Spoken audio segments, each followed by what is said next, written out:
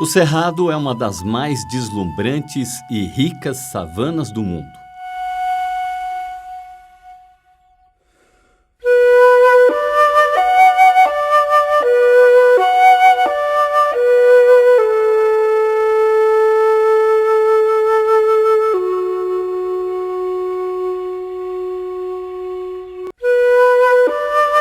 Riqueza exibida na exuberância da fauna e na diversidade da flora. Terra de metais preciosos cobiçados pelos colonizadores. No período da colonização daqui, que foi no início do século XVIII, 1724 Goiás Velho, 1727 Pirenópolis, era um movimento muito grande porque tinha descoberto o ouro, né? A exploração do ouro fez Goiás ser povoado. O Anhanguera se estabeleceu aí em 1726 e ele mandava comitivas para explorar ouro em outros lugares, né? O Centro-Oeste passou a ser rota de passagem. Então o comércio era muito grande, tanto é que nós tivemos duas estradas reais. A primeira estrada real é que ia para o Rio de Janeiro, a outra é que ia para Salvador, e essas duas estradas reais passavam por Pirenópolis, então tinha um comércio muito grande. O Cerrado tem 3 das maiores bacias hidrográficas da América do Sul. Do solo, vertem as nascentes dos rios que vão para o norte e sul. Pela importância, é chamado de a Caixa d'Água do Brasil. O primeiro conhecimento que eu tive dessa geografia foi através do caiaque, porque ora eu descia o Rio São Bartolomeu, que é da Bacia do Prata, ora descia o Rio Maranhão, que é da Bacia Araguaia-Tocantins, ora descia Rio Preto, que é da Bacia do São Francisco. O Cerrado se espalha por quase 2 milhões de quilômetros quadrados. Grandes massas de terras ergueram-se ou afundaram-se. Cordilheiras altíssimas levantaram-se e desapareceram, ruídas pela erosão, fraturadas, esmagadas. De todos esses processos, hoje resulta pisarmos terreno de 1 bilhão de anos na área do Plano Piloto e na maior parte do Distrito Federal, com um grupo de rochas que, por sua especificidade, denomina-se Paranoá, e que se estende para o norte até a Chapada dos Veadeiros. Berço dos índios que vivem aqui desde tempos imemoriais. Goiás tem esse nome por causa dos índios goiáses, né, que é do tronco G.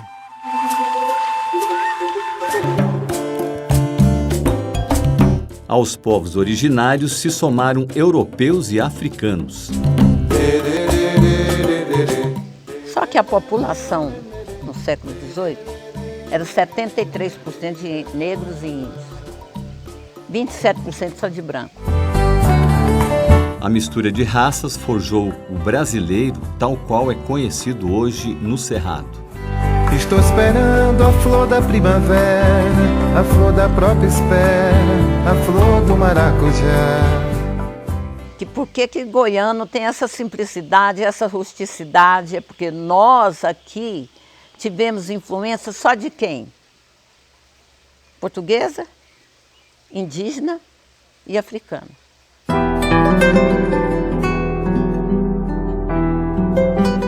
Nós criamos um termo chamado serratenses, e o Paulo menciona isso muito nos textos dele, essa coisa toda. Nós falávamos serratense.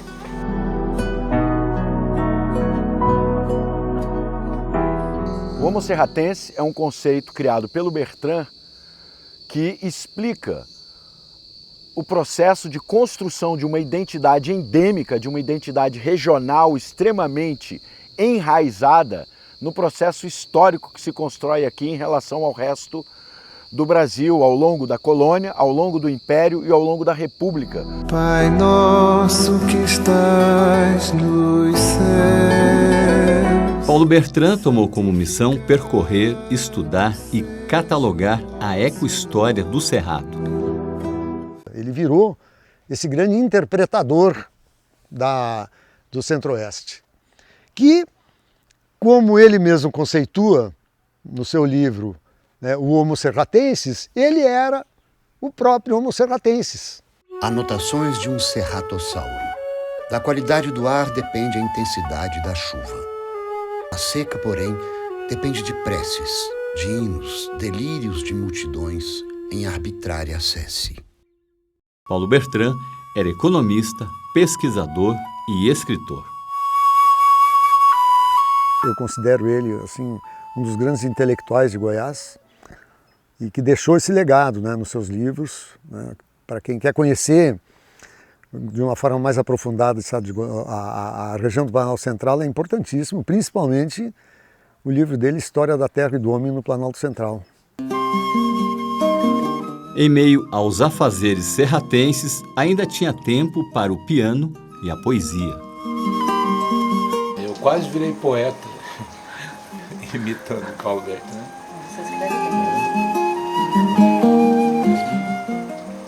Mas foi uma trajetória muito produtiva, muito profícua.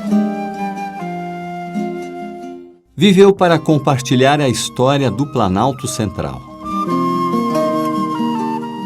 O Bertrand ele extrapolou qualquer coisa da historiografia tradicional, né? Ele tinha uma visão ampla, macro de tudo isso, né? Por isso, a obra dele se chama História da Terra e do Homem no Planalto Central, uma visão ecohistórica, né, da região, que é essa relação do homem com a natureza, né?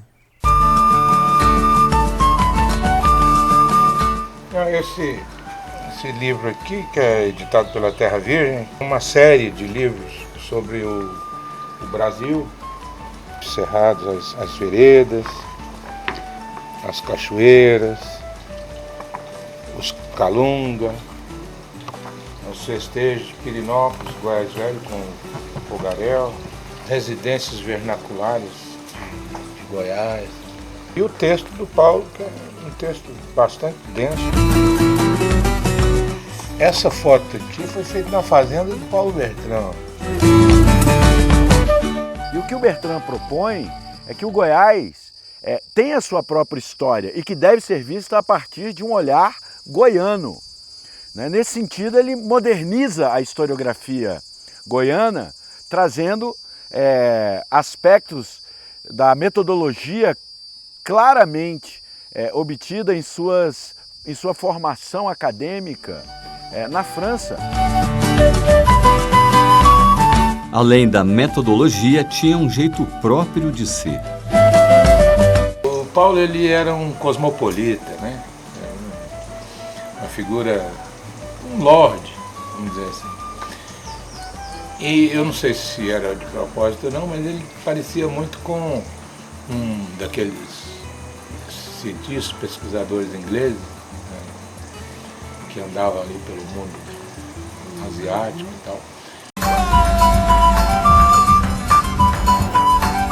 O legado do homem obstinado pelo Cerrado está em Brasília. O Paulo Bertrand tinha um sítio em Brasília, próximo aí à barragem do Paranoá. Desse sítio foi tirado muita pedra para a construção da barragem. E ficaram paredões inclinados, levemente inclinados, onde ele me falava, assim, quando a gente andava por lá me mostrando o cerrado que tinha, me falava assim, esses paredões têm que ser aproveitados de alguma forma.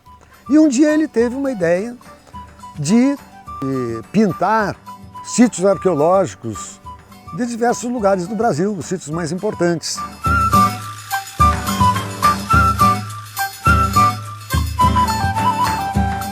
O memorial, ele sintetiza e ele cristaliza toda a perspectiva epistemológica, toda a perspectiva do conhecimento em Bertrand.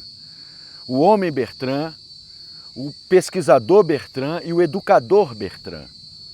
O memorial é uma expressão de todas as temporalidades que a terra do Centro-Oeste viveu. Pintou nos seus muros, né, interpretando cada uma delas. Então isso dá um conhecimento sobre a arqueologia brasileira. Essa reprodução dessa pintura rupestre aqui nessa rocha era uma das pinturas preferidas e na qual Bertrand se divertia muito, que representam homens, crianças e mulheres, né, que vinham correndo, né, de um barranco e pulavam dentro da água.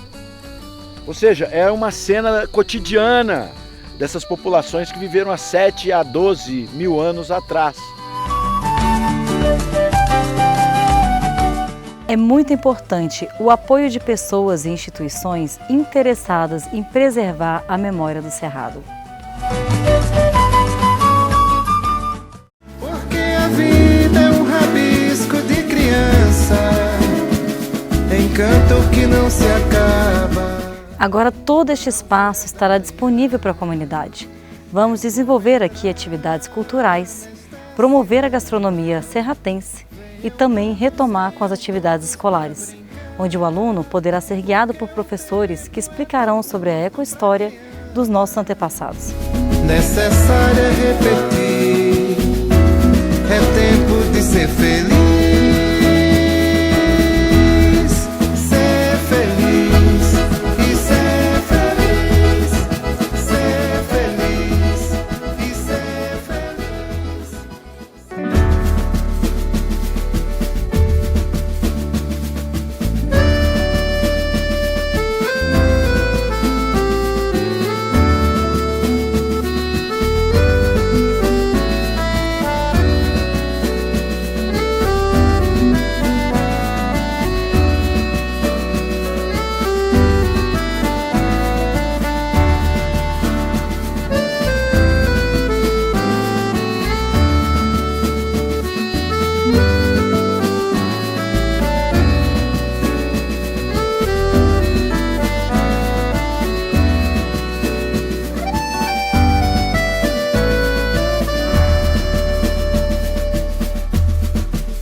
Vamos entrar nesta ciranda.